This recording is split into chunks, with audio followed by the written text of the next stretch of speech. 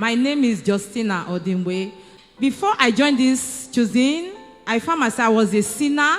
I commit all sorts of sin, fornication, abortion, all sorts of sin. But when I joined this choosing in the year 2012, I heard the word of God. Honestly, I felt remorse for my sin. And the word of God transformed my life. And I also want to thank God for who delivered me from this stubborn spiritual husband. Honestly, this spiritual husband tormented me for more than 18 years. Even when I was in school, he tormented me. I want to thank this God of choosing for who, because our daddy said, he said, continuation brings freedom. I continue coming to church, and today, God of choosing delivered me from this stubborn spiritual husband. Thirdly, I want to thank God for who delivered me from leg poison. I said this year, I will serve this God with all my heart. I go out for morning cry, I preach in the bus. So one faithful Sunday, the month of May, the last Sunday of the month of May, when I came back from the combined service, I was in my house.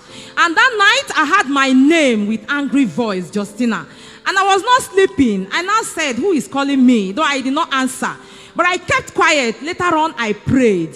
Then early in the morning, I wanted to go out for morning cry. So I had a ministration to take my touch within me. Voice was continuing ministering to me. I should flash it on the ground. My attention and my mind was in that morning cry. So when I came closer to my gate, the voice ministered to me I should flash in my gate. So when I flashed the torchlight in my gate, behold, they poured the blood in my gate. And being that my mind was in that morning cry, I just crossed over it and I went to morning cry. Where I wanted to preach, my body system changed. I struggled to preach that morning. So after the preaching, I still called my leaders. I told them what happened. So I went to my business place around 8 o'clock. So in my business place, and I found myself that I cannot breathe. I was gasping to breathe. I cannot breathe very well again. And my body was very hot.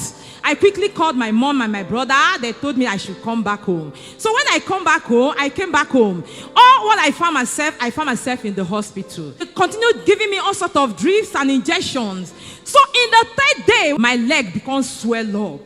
People that came to visit me in the hospital, they said, this is leg poison. I started calling on this God of choosing. I started crying unto this God.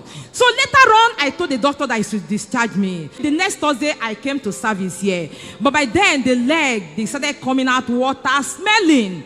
I was asking God for intervention. Even my mom, everybody in my house, they were crying. But I know that I'm a choosing.